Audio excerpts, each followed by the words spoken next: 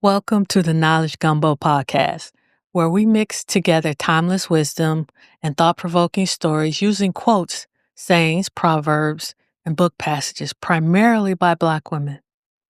I am your curious minded host, Alicia Thomas, who loves gathering wisdom. This is your space for gaining knowledge and having meaningful discussions about history, culture, and life lessons with splashes of humor. Let's get to today's spice, aka quote. Instead of looking at the past, I put myself ahead 20 years and try to look at what I need to do now in order to get there then. This quote is by Diana Ross. Diana Ross is a superstar and a pop culture icon for almost 6 decades. But an interesting fact is that she's never won a Grammy Award for any vocal performance, despite a dozen nominations. Shocking. Surprised me too. It is incredible that someone of her immense talent and immense cultural impact has never won a Grammy. But let's look at that quote of her looking forward ahead 20 years and then looking at what she needs to do now in order to get there. That is a powerful, powerful quote. And one thing it brings to my mind as well is, do we have balance? Do you have balance between living in the moment and planning for the future? That's an interesting twist because it is very important to have future planning, to be future focused, because in order to get to where you're going to have to change who you are right now. And I think that's the whole crux of that quote is the you want to be in the future is not the you are now. As the saying goes, what got you here won't keep you here. So you have to be looking, growing every time you want to go a little bit further. Let's use a quirky example of just the ability to physically get up off the floor. As we age, that running joke from that commercial, oh, I've fallen and I can't get up. If you want to be able to get up when you're in your 60s, 70s, 80s, heck, even in your 40s, if you want to get up off the floor, and you want to have that skill for a lifetime, the person you are today has to have flexible hips, has to have flexible ankles, has to have enough body strength to push yourself up off the floor. And if you really want to be gangster about it, if you have the adequate lower body strength, you can rise from the floor without using your hands at all. But to get to that point, you have to start now, today, as taking smaller steps to improve your foot strength, your ankle strength and flexion, to make your calves stronger, to make your hips more and knees more flexible, to have your whole body chain linked up so that it can work in accordance to each other. You don't want to have any disconnect between any joints, because that will stop you from getting to the point that you can always get up off the floor without any assistance. Diana Ross was always future focus minded because she knew she wanted to be a singer and she knew she wanted to be a star. She held a job down at a Detroit-based insurance company, but that never stopped her from pursuing her passion for music. She kept looking to where she wanted to go and started becoming that person before the opportunity arrived. And part of being future focused, or the next step for it, is having the ability to adapt to a changing environment.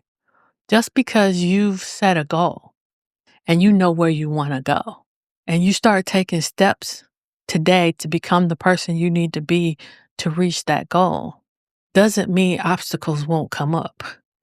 Doesn't mean that you won't be challenged, because we know the quickest way to get anywhere from point A to point B is a straight line, but nothing in life really moves in a straight line. There's going to be some positives. There's going to be some negatives up. Or sometimes you're going to have to go to the side and go back to go up. So our ability to adapt is critical. And in our adapting, we still have to keep our eyes on the prize of where we want to go. We don't want to say, here's an obstacle. I can't get to where I want to go. My response has to be, I want to go there. This is in my way. Am I going over it? Am I going around it? Am I going through it? Am I going under it? There has to be a way because I can get to that end point. Like I said earlier, it just won't be a straight line. And when I think about adapting, the first thing that comes to mind actually is this wacky little 3-word blurb from a Clint Eastwood movie, Heartbreak Ridge, where he plays a Marine drill sergeant. And he tells his troops that he's there to teach them to improvise, adapt, and overcome. So part of getting to our future focused plans to where we want to be is predicated on our ability to improvise, to make changes when unexpected things come up. Part of planning for the future is also I try to write down a list for myself of things that could come up, that could hinder me, and I will write ideas of how I need to address it. That might not mean I'll use those if I come across that issue, but at least that's removed a level of stress.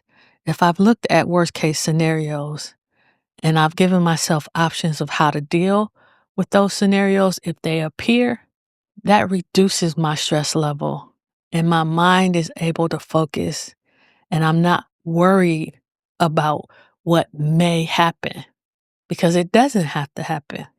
Every now and then, you're fortunate, you're blessed, and getting from point A to point B is a straight line. So we have to be open to be able to move, improvise, to adapt to certain situations, to adapt to different people, to improvise on how we're going to, like I said, either go over, under, through, around. We're going to take that obstacle any way it comes and make it a stepping stone.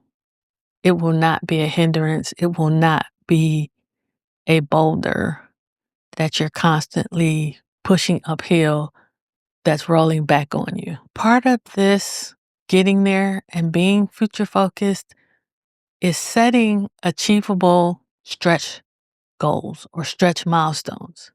When I set a goal, I try to add 10 to 15% more than what I know I can accomplish. If I feel comfortable with a goal that I've set for myself, then it's not a good goal. I have to make myself uncomfortable. It's kind of like when you're doing construction or you're doing a renovation and they always tell you to add 10, 15, 20% more to your budget because things are going to go wrong or things are going to happen that you never thought of and you need that cushion.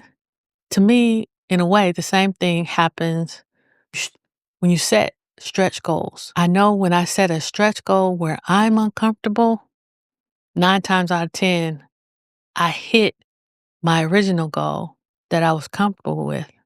Or maybe not even 9 times out of 10. It might be a little bit less. But if I hit the stretch goal, I definitely hit the original goal that I was comfortable with. And that brings to mind another quote by the great Les Brown: shoot for the moon. Even if you miss, you'll land among the stars. And I think that's what having stretch milestones are all about, is if you have this big stretch, even if you don't quite get to where you want to be, you are way further than you would have been. You're still a part of a big, vast area that you never would have reached before. And now you're a new person, ready to set the next goal, ready to keep growing and learning to become the person you need to be to reach that next stretch goal, to create the future that you want to have, because you have to be that person. And I admire that about her because with Diana Ross, she's born and raised in Detroit. So am I. And she grew up in what was called the Brewster Douglass housing projects. And she wasn't the only person who had those kind of dreams that got out of that project, which was really encouraging to me as a girl growing up in Detroit. But those projects were homes to people like Smokey Robinson, her fellow Supreme Mary Wilson, and Florence Ballard, and also comedians like Lily Tomlin and Lonnie Love were also residents of the Brewster housing project. So we really need to look at seeing ourselves and where we can go, and then working systematically, step by step, becoming the person can live in that future, that can keep that future. Because if we don't change, if we're not constantly growing, we can't maintain. Look at any professional athlete.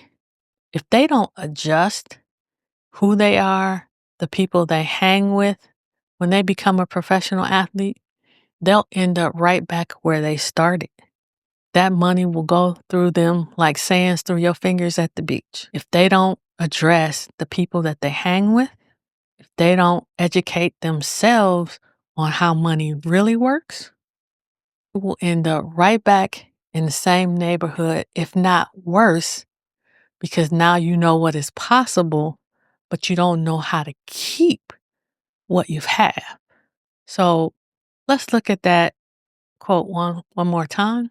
Instead of looking at the past, I put myself ahead 20 years and try to look at what I need to do now in order to get there then. So if you could fast forward 10 years, we won't even go 20, because depending on your age, you may not think you have 20.